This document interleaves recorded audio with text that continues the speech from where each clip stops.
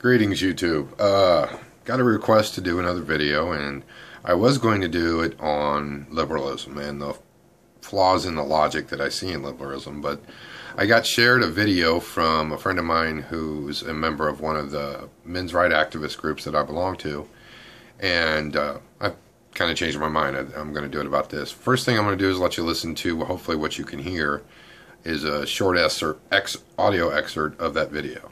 And the penalties for marriage are so high and the rewards now are so low. First of all, there's legal costs of marriage. There are so many men now who are just saying, you know what, it's just not worth it to me. I'm going to be stuck paying the alimony. I'm going to be stuck paying for child support. And it's not just legal reasons. It's also psychological ones where men feel that basically they don't really have rights in marriage. Women hold all the cards now in reproduction and all kinds of things, and men don't. Well, that's all true. I mean, I agree with that completely. But it still doesn't absolve men of the responsibility to stop complaining about how the cards are against them and man up and become men, because you don't become a man until you assume responsibility. What?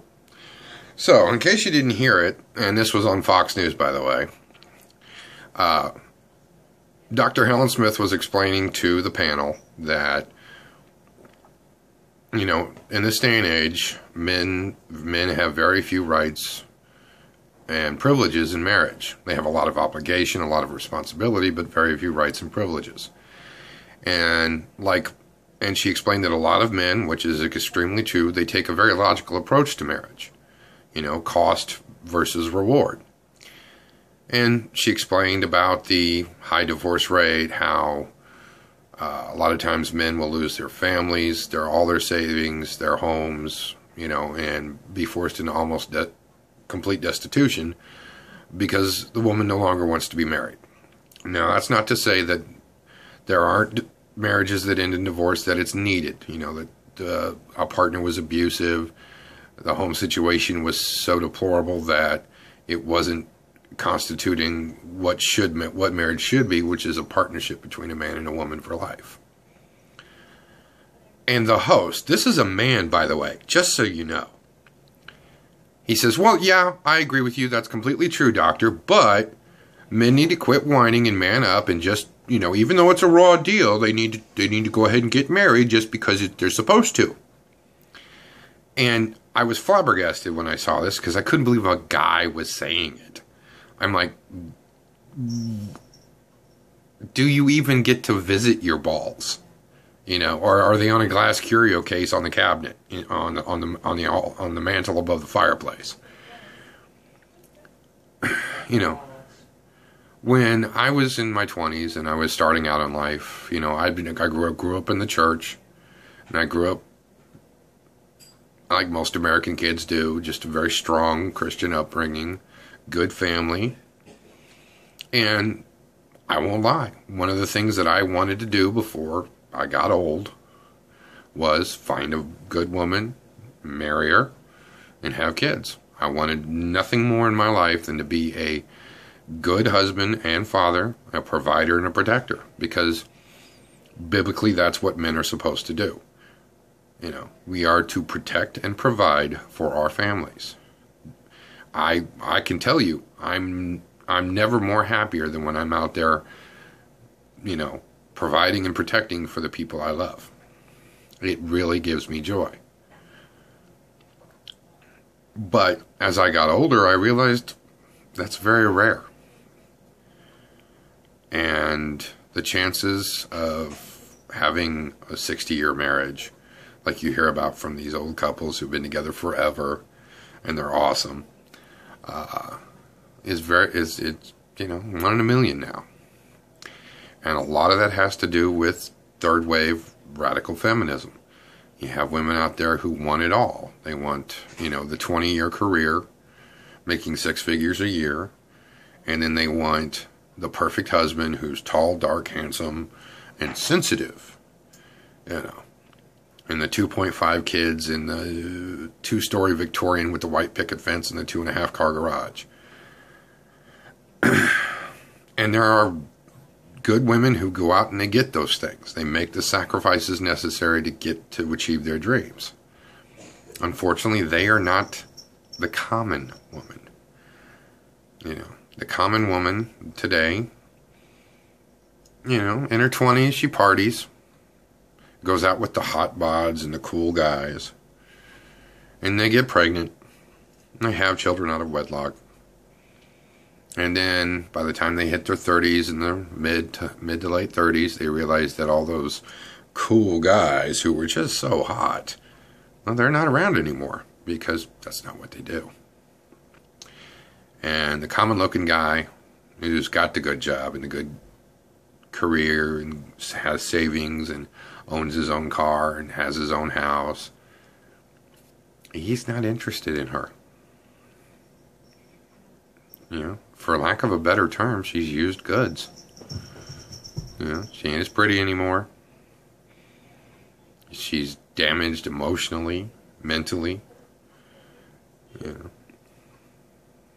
And no man in his right mind, and definitely not this one, is going to, you know, saddle himself with 2 or 3 kids that aren't his, and an overbearing, needy woman who constantly needs to have her ego stroked and her confidence reassured because she's very insecure about herself.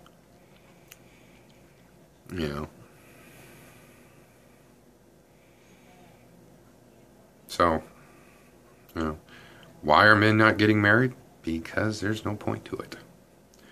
You know, when men originally got married, they knew, well, I've got a partner. I got someone I can lean on, and I can do what I need to do for them to provide and protect and love them.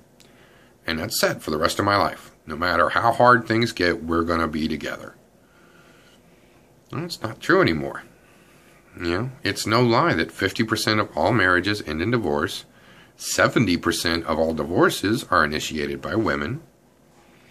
If you get taken to court, there's a chance, better than average chance, that she's going to say, well, he beat me and he beat the kids and he sexually abused the kids, and the courts are just going to believe her.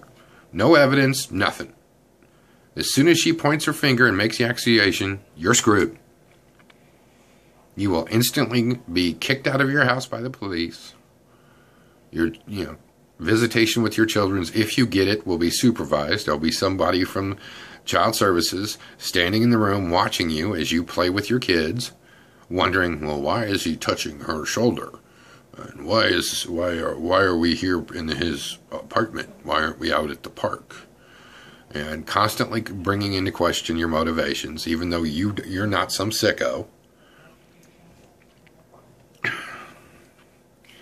And then, you know, and now we get all these news articles about women are so flabbergasted that nobody wants to get married, that there are no good men left.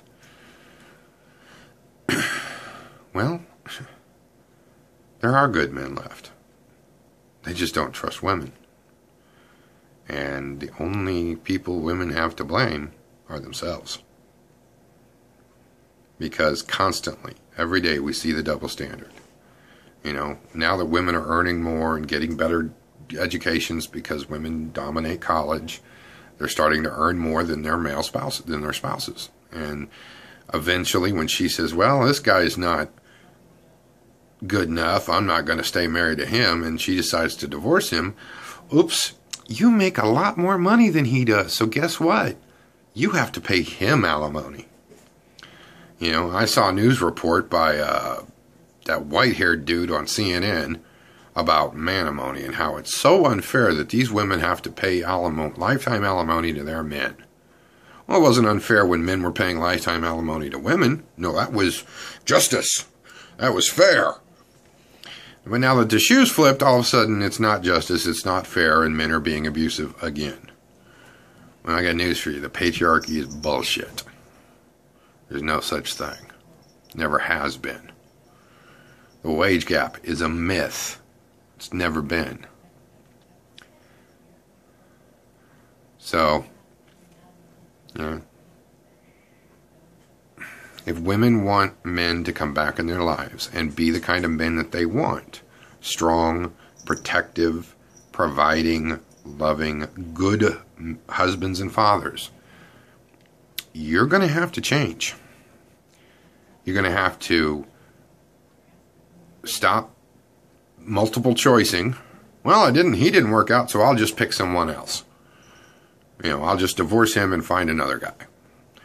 You're going to have to realize that if you want a marriage to last 40, 50 years until the truth, till death do you part, it's work. You're not going to have the butterfly, emotional high feeling 24/7. You know, your fantasy, romantic, comedy movies aren't real. He's not going to show up every 4 hours with flowers and candy and a poem. And there are going to be days where he's going to come home tired, pissed, and you can't expect him to just turn on the charm on a heartbeat. You know, sometimes it's your job to be nurturing. And there, right there, that's, I think, is the most important thing. Women have stopped being taught how to be nurturing. Now they nurture their children. Oh, he's my little angel, my little princess, and there's nothing I wouldn't do for him. Well, say the same thing about your husband. You know, don't constantly look for him to initiate. Don't constantly look for him to be the leader. You know, and he comes home from 12 hours at work and he's tired. Don't start in on him in the moment he hits the door with, well, we got to do this, and you didn't do this, and you never say this anymore, and we never go out, we never... Any guy I know, turn around, walk out the door, and go find a bar. You know? Men aren't perfect. We never have been. But women ain't perfect either. Despite what you may have heard from the feminists and the left and the media. You know, women are not all angel-haired princesses with halos and are perfect and never change. No. So, to all the women out there complaining there are no good men left, there are good men left. They're just not going to have anything to do with you. And it's your own fault. Well, thank you for your time, YouTube. As always, God's guns and country. And also,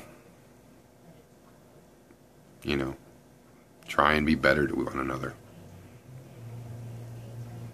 God bless, and I'll see y'all later.